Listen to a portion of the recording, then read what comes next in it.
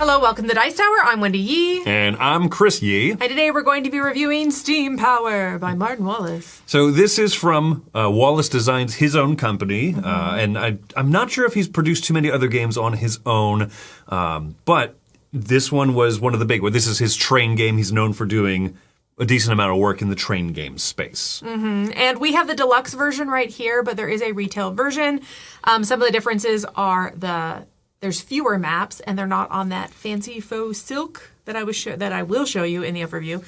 As well cardboard as tiles rather than the clickety-clack kind of stuff. Cardboard and wood rather than plastic and acrylic type components. But otherwise, it's the same stuff. Well, I'm going to take a second. I'm going to show you briefly how this is played, and then we'll come back and share our thoughts. Steam Powered is a route building train game where players are going to be building routes, they're going to be building factories that produce goods, and then everybody is going to be able to use those goods to be able to fulfill contracts that they have in their personal play area. To zoom in a little bit here on the map, so players are going to have routes that they're going to create, and initially this map will be empty, other than the cities which are randomly placed, and they're going to be building contiguous routes with their trains. Now, routes with trains have to be connected to each other. However, factories can be built by any player color as long as it's connected to a route somewhere. For example, over here, red has built, even though red is not connected to Bridgewater, and blue's built over here, even though it's not connected to Lyme Regis. Next, I'm going to talk about the general structure of the turn. So players are going to be taking 2 actions on their turn, and on the back of the rulebook, it lays out really simple what the different actions are. So you can lay track is where simply you get to take 1 or 2 of these tiles, and you can choose to lay them out anywhere on the board, paying the cost. Now, if you look, there's some costs that are extra for hills, mountains, and then if you want to cross someone else's track that's already there. And then, of course, you can't build in water because we ain't that fancy. Next up is the build factory action. Now, when we build a factory out, a player is going to place it on a city, once again connected by any train. It doesn't have to be their own. And then they're going to place out 4 of these little cubes that stack nicely with each other. Now, these cubes are available for anybody to use, but they will have an additional cost. And that comes to our next step, and that is to fulfill contracts. So if a player wants to fulfill a contract, they're going to look at the left side, and those are the goods that they need to bring to their area of influence. So if you notice, purple over here connects to 1, 2, 3, 4, 5 cities. So as long as we can get these goods to any of those 5 cities, then it is considered delivered. First we need is orange, and orange is currently in a city connected to purple, but the problem is that the factory does not belong to purple. So purple can choose to pay $1 per cube that they use from the red factory to the red player. Now to fulfill this contract, the player would also do the same for the blue factory, which is already in its area of influence. And there you go, they can deliver this for $4. Now, for another example contract, a player may have some of the crates connected from their factories into their area already. So this black one would be completely free, whereas this white one over here belongs to purple's factory. However, they can't get it to their region because they need to get it over here. So they would pay $1 to either red or to blue just so that they can have it shipped over across a train or however many trains necessary to get to their region. Now, there's 4 different types of benefits that you see on contracts when they're completed. You can have ones that are worth additional actions, like drawing more contracts, gaining a factory, or putting out rails, or you can have some that are just worth more victory points. The ones that come with additional actions come with points as well as some extra money on the side. The final 2 actions that you could possibly take on your turn would be to take more money or 2 more contracts from the bag. So players are going to be continually playing all of that until someone has reached a designated amount of contracts that they fulfilled based on player count. So the question is, how do you score? Well, there's a couple different ways to score in the game. Contracts, we did mention, have points, as well as if you're connected to any of these 4-point cities, as long as you have a rail that is connected to there, you will get 4 points at the end of the game. For example, everybody's connected to this one, so everyone's getting this 4 points, but only blue is getting this set. Another way you get points is that as people use all of the cubes on your factories, these tokens will flip over and they will be worth points just for the person with the factory on them at the end of the game. Finally, the last way to get points is 1 for every $5 that you have at the end of the game. So there you go. That is the gist of how you play Steam Power.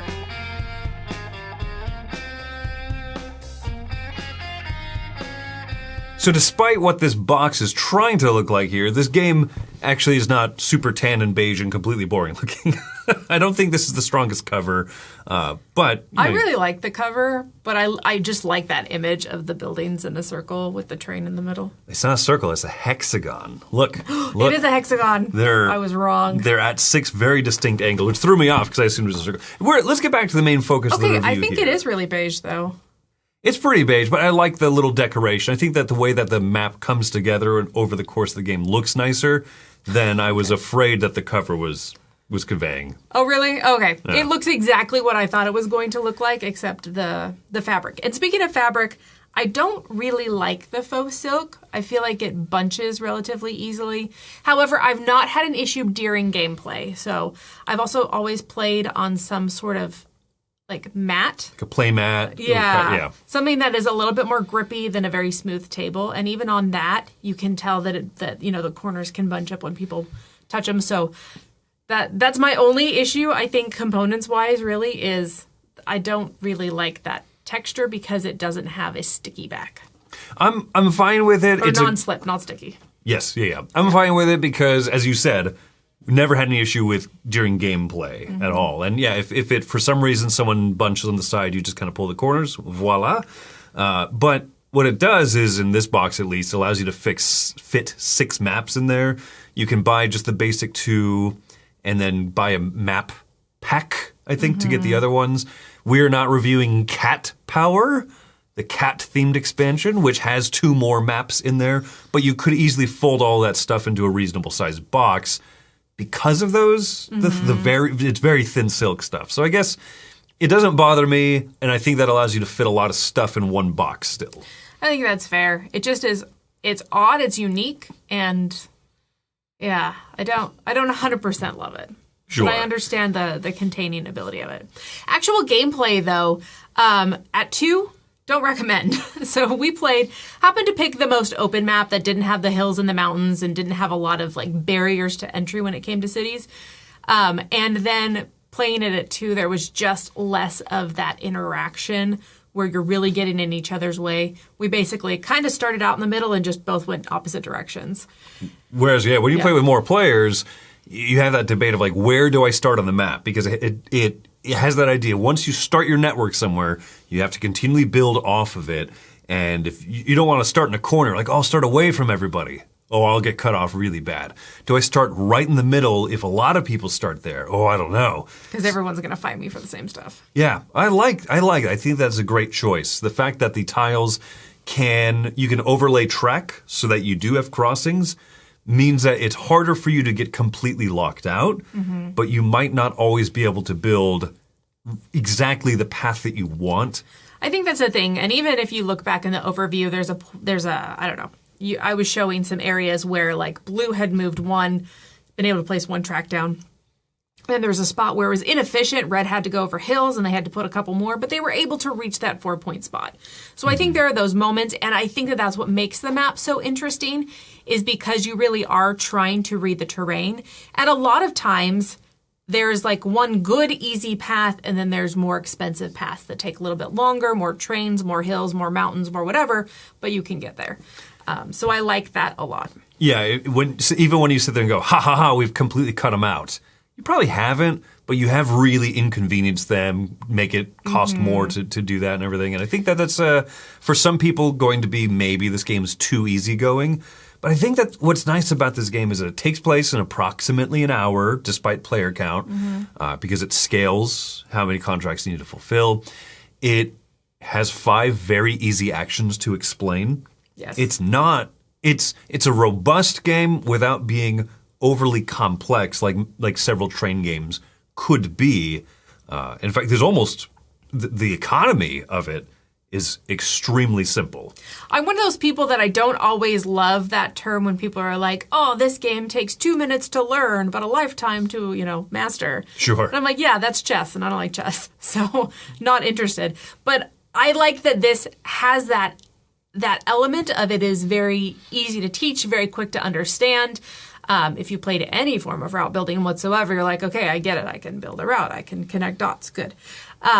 But I love that it has positive interaction in it, and there is a sense of openness. So it doesn't cost money to build your factories. It doesn't cost money to build your train tracks on the level land. You know what I mean? Like, it takes out a lot of those extra fiddly things of like, let's have money here and money there and this expense there and this thing that we have to do here. And it just keeps it very simple so that you can really enjoy the interaction, and especially the positive interaction of having your factories out and other people using them. If you've played Brass, also Martin Wallace design, that idea of you built a factory, so someone else connected to an area, but you built the factory there, and so if they want to use the goods off your factory, they pay you $1, right?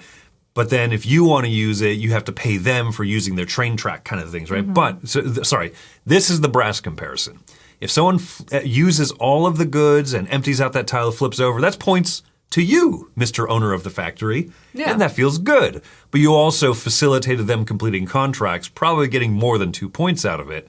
But if you own a ton of factories, if you're a mogul all over the place, you're going to get really good endgame points. But also, if you own tracks, which you need to own tracks because you need to be able to get those goods and fulfill contracts, people can then pay you to use tracks as well. So yeah, it's such an interesting combination, and I don't know what the best strategy is currently. You know, do you lean more heavy into factories and put them a bunch of places where you don't have tracks? Or do you try to put tracks everywhere and connect to as many of those 4-point cities as possible and just be all over the place and just pay some money here and there as you need to use people's factories? Yeah, I think that it's streamlined, right? Yeah. And I really like your point that it streamlines away the rules, but leaves in some good points of player interaction. And because you do 2 things per turn, and both of those things are very fast, it leaves the interaction points being the salient things that you remember in this game. I think the route building is simple, but also good. I'm glad that's not the thing that gets in the way of everything. Yeah. So I think point-wise, I'm coming down at a 7.5. I do enjoy this game. I think it's got some really good stuff going on. That simple teach is going to be a reason why I do pull it out. And there were multiple people that I was like, hey, do you want to play a route building game? And I'd pull this out, and they're like, I don't do stocks. This doesn't have stocks. You know, for all the train game people that don't want to deal with stocks and counting money and dividends, like, this is that nice, straightforward, you're just route building and building factories and collecting stuff. So I think it is nice and streamlined and still keeps all the fun and interaction. And I'm coming in at a 7 for this one. I think that it's fun. I like that it doesn't have the minutia of things to remember. Sometimes you have a little hiccup where an action to fulfill a contract leads to building out 2 train routes. You're like, all right, cool. That felt like you took your 2 actions. No, one of those was just a bonus from the first action. Yeah. So there's a few hiccups in the flow of it. Someone's like, okay, now I'm gonna, you're like, wait, sorry, I have to finish my turn. But besides that, there's not a lot of hiccups to this game. It's fun. There's a decent amount of variety in the maps. I think that one of the 2 that comes in the basic, like the retail version of this, is that really open map where that feels like a learning game, and I think that the other maps are more interesting than it. So a few little downsides, but if you're not looking for something that's too complex, if you want a streamlined but still a train game feeling thing, where the opening move is not how much debt do you want to go into, then I think this is going to be a fun time. So Steam Power giving that one a 7. All right, thanks for joining us today. I'm Wendy Yi. And I am Chris Yi. Choo-choo! Hey everybody, thanks for watching another video from the Dice Tower. Hey, you want to learn more about us, communicate with us? We have a Facebook group, we have a Discord channel, lots of different ways to get involved with the Dice Tower. You can find that in our Linktree link below. So just click that, it will take you and you can communicate with us on Facebook, join our Facebook groups. There's lots of cool things that you can find and become part of the Dice Tower. Thanks so much for watching. I'm Tom Vassell.